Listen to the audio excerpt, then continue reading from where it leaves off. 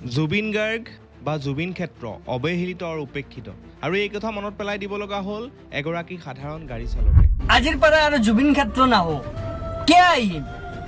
মোৰ আজি অসমীয়া বুলি ক'বৰ কাৰণে লাজ লাগছি। ভাড়া এটা লৈ আহিছোঁ, কলকাতাৰ মানুহ জুবিন ক্ষেত্ৰ চাব লৈ আহিছোঁ, বুকিং কৰিছে লৈ আহিছোঁ। লৈ এই মানুহটোৱে কি কৈছে জানা? কৈছে ভাইটি কি জুবিন ক্ষেত্ৰ দেখোন অকল ধূলা ধূলা ধূলা। লাজ লাগছি আজি মোৰ। সেই জুবিন ক্ষেত্ৰৰ অৱস্থা দেখি পেলাই সেই গাড়ী চালকজনৰ চকু পানী ওলাল আৰু জুবিন গাৰ্গৰ নিজৰ পত্নী গৰিমা শইকীয়া গাৰ্গ বা তেওঁৰ সংগীসকলে গৈ জুবিন ক্ষেত্ৰ আজি চাফা কৰিব লগা হ'ল। তাতকৈ আৰু কিবা লাজৰ কথা হ'ব পাৰেনে? যিখন চৰকাৰে ভাৰতৰ ভিতৰত 5খন ৰাজ্যৰ ভিতৰত আহিম বুলি কয়, সেইখন চৰকাৰে কিন্তু আজি 5 মাহ হ'বৰ হ'ল জুবিন ক্ষেত্ৰখিনি কিন্তু ভালদৰে নিৰ্মাণ কৰি উলিয়াব নোৱাৰিলে। ভালদৰেতো বাদেই দিয়ক, সেই জুবিন ক্ষেত্ৰত আজিলৈকে এটা পাৰ্মানেণ্ট টয়লেট বাথৰুম নাই। মানে জুবিন ক্ষেত্ৰ চাবলৈ গ'লে মানুহে পেচাব পায়খানা কৰিব হ'লে তাতে কোনো ব্যৱস্থা কৰা হোৱা নাই। আজি যদি সাধাৰণ এখন চৰকাৰী সভাও হয়, সেই সাধাৰণ সভাখনতো কিন্তু তেনেকুৱা ধৰণৰ ব্যৱস্থা কৰি দিয়া আমি দেখা পাওঁ। কোটি কোটি টকাৰ পেণ্ডেল দিয়া আমি দেখা পাওঁ।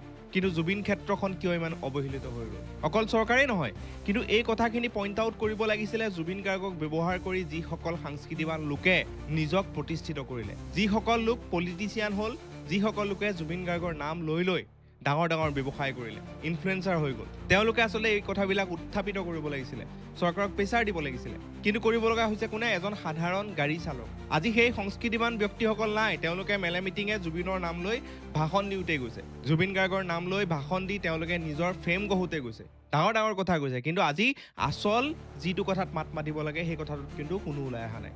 না সেই সংস্কৃতি প্ৰেমী ব্যক্তিসকল যিসকলে জুবিনৰ নাম লৈ আজি ডাঙৰ মানুহ হ'ল, না অপজিশ্যনৰ ব্যক্তিসকলে সময়ত এই কথাবিলাক উত্থাপিত কৰিল। ইয়াতকৈ আৰু লজ্জাৰ কথা কি হ'ব পাৰে? অসমৰ ক্ষেত্ৰত জুবিন গাৰ্গতকৈ ডাঙৰ চেলিব্ৰিটি না কেতিয়াবা আছিলে না কেতিয়াবা হ'ব।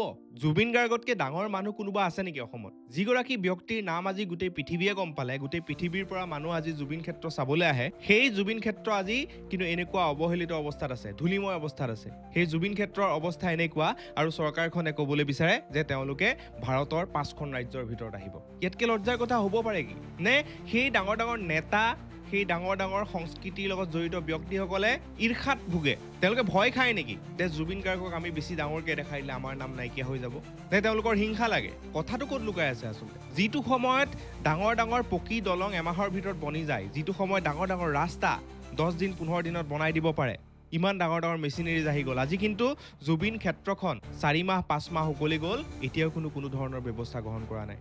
দুখ লাগে, সকলোৰে দুখ লাগে।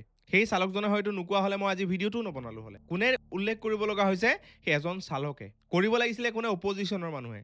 কৰিব লাগিছিলে কোনে? সেই সংস্কৃতিৰ লগত জড়িত ব্যক্তিসকলে, যিসকলে জুবিনৰ নাম লৈ কোনোবাজন হয়তো ডাঙৰ মিনিষ্টাৰ হৈ গ'লগৈ, কোনোবাজন হয়তো ডাঙৰ কিবা বিজনেছমেন হ'ল। তেওঁলোকে উল্লেখ কৰিব লাগিছিলে, তেওঁলোকে উত্থাপিত কৰিব লাগিছিলে আৰু কামখিনি কৰিব লগা আছিলে চৰকাৰে। আৰু যিখন চৰকাৰে সদায় কৈ থাকে যে আমি ভাৰতৰ ভিতৰত অন্যতম এখন ৰাজ্যলৈ পৰিগণিত হ'বলৈ গৈ আছোঁ। কিন্তু আজি অৱস্থা কি হৈছে? কিন্তু সেইকেইজন ব্যক্তিয়ে, সেইকেইজন নেতাই কিন্তু মেলে মিটিঙে গৈ জুবিন দাৰ নাম লৈ, জুবিন গাৰ্গৰ নাম লৈ কিন্তু ভোট খুজিবলৈ তেওঁলোকে অকণো লাজ নাপাব। লাগিলে জুবিন ক্ষেত্ৰৰ অৱস্থা যিয়ে নহওক, জুবিন গাৰ্গৰ নাম লৈ লৈ তেওঁলোকে কিন্তু ভোট খুজিবলৈ যাব। জুবিন গাৰ্গক বন্ধু বুলি ক'ব, জুবিন গাৰ্গ মোৰ লগত ভাল আছিলে বুলি ক'ব। ইয়াতকৈ আৰু দুখ লগা অৱস্থা কিন্তু হ'ব নোৱাৰে। অসমৰ কাৰণে কিন্তু অতি লজ্জাৰ কথা। আজি ৱেষ্ট বেংগলৰ পৰা, ভাৰতৰ বিভিন্ন প্ৰান্তৰ পৰা, আনকি বিদেশী পৰ্যটক আজি জুবিন ক্ষেত্ৰ চাবলৈ আহে। চ' এই ক্ষেত্ৰত চৰকাৰখনেও লাজ পাব লাগিছিলে যে আমি যদি এই ঠাইডোখৰ ভালদৰে নাৰাখোঁ, আমাৰে বদনাম হ'ব। চ' আমি আশা কৰিম অতি শীঘ্ৰে জুবিন ক্ষেত্ৰ নিৰ্মাণ হৈ উঠিব। আজি গৰিমা শইকীয়া গাৰ্গে বা জুবিন গাৰ্গৰ পৰিয়ালে দুখ কৰিব লগা হৈছে, আজি নিজে ওলাই আহিব লগা হৈছে জুবিন গাৰ্গৰ ক্ষেত্ৰ চাফা কৰিবলৈ। তাতকৈ আৰু লজ্জাৰ কথা কিবা হ'ব পাৰে নেকি? চ' আমি আশা কৰিম অতি শীঘ্ৰে গোটেইখিনি ঠিক ঠাক কৰিব। জুবিন ক্ষেত্ৰখন অসমৰ এখন অন্যতম পৰ্যটক কেন্দ্ৰলৈ ৰূপান্তৰিত কৰিব পাৰিব। জুবিন ক্ষেত্ৰ নিৰ্মাণ কৰিবলৈ কমেও 100 কোটি টকাৰ বাজেট ধৰি পেলাই ডাঙৰকৈ নিৰ্মাণ কৰাটো আমি বিচাৰোঁ, যাতে এই জুবিন ক্ষেত্ৰ চাবলৈ হাজাৰ হাজাৰ পৰ্যটকৰ ভিৰ হয়। সেইটো কিন্তু অসমৰ কাৰণেই গৌৰৱৰ কথা হ'ব, সেইটো আমাৰ চৰকাৰখনৰ কাৰণেই কিন্তু গৌৰৱৰ কথা হ'ব। চ' আশা কৰিম এই গোটেইখিনি ঠিক ঠাক কৰা হ'ব। জয় জুবিন দা, জয় অসম। ধন্যবাদ।